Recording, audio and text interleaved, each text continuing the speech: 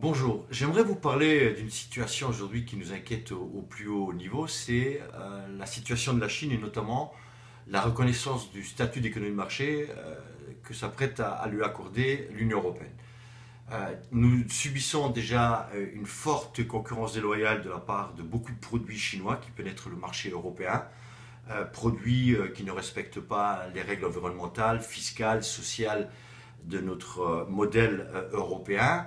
Mais nous disposons encore aujourd'hui de mécanismes, d'outils de défense commerciale qui peuvent effectivement atténuer un peu plus cette concurrence complètement déloyale. Le 31 décembre 2016, l'Europe pourrait accorder le statut d'économie de marché au géant qu'est la Chine.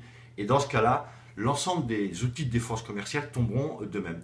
Et là, le risque, c'est qu'il y ait un tsunami de produits industriels, manufacturés, services, etc. chinois qui viennent effectivement gagner des parts de marché sur le territoire européen. Derrière, c'est le modèle social qui est fortement mis en danger. C'est aussi les emplois. On parle de plusieurs millions d'emplois qui pourraient être impactés par cette reconnaissance de statut d'économie de marché à la Chine.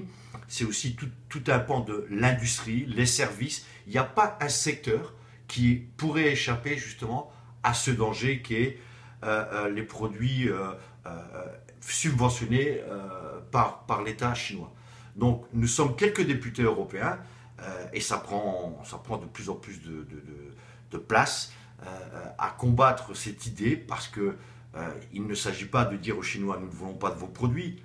Effectivement, essayer de négocier un accord, un partenariat commercial avec les Chinois, c'est quelque chose qui est tout à fait possible, mais en respectant nos règles, c'est-à-dire en ayant un statut social, un modèle fiscal, un respect des règles environnementales, enfin tout ce qui fait et tout ce qui devrait faire l'Europe, parce que sinon, nous ne serons jamais concurrentiels face à des travailleurs qui font 70 heures par semaine, qui sont payés 200 $ par mois, qui ne cotisent absolument souvent même pas aux caisses de retraite, assurance maladie. Donc c'est tout le modèle vraiment ultra-libéral qui pourrait emporter les emplois et les droits des travailleurs européens. Donc il faut absolument que les chefs d'État, que l'État français prenne la tête pour contrer cette demande de l'Union européenne et faire en sorte que la Chine ne vienne pas détruire encore un peu plus notre industrie, nos emplois, notre modèle. Et il est temps maintenant que nous prenions conscience que ce que nous vivons actuellement, qui est une période difficile, extrêmement difficile à tous les niveaux, social, économique, n'est rien à côté de ce qui pourrait se préparer à partir du 1er janvier 2017 si on acceptait effectivement ce statut aux Chinois sans aucune contrepartie. Il faut maintenant que la société civile soit consciente que le danger est à nos portes.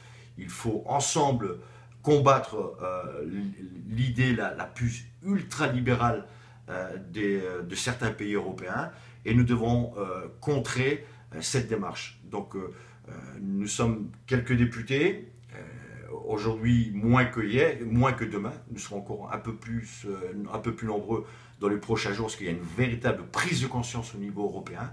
Et nous en appelons à la société civile, les ONG, les organisations syndicales, les personnes de tout secteur, les retraités, les chômeurs, etc., à dire non à ce statut d'économie de marché de la Chine, non pas parce que nous n'en voulons pas, parce que ça n'est pas une économie de marché. Donc nous devons défendre notre modèle et nous devons protéger nos emplois, nos industries, nos services, notre fonction publique, etc., etc. Donc l'Europe, ça doit être aussi ça, c'est prendre la tête d'un combat qui est juste dans l'intérêt des citoyens européens et on compte sur vous pour nous aider à mener à bout cette juste cause.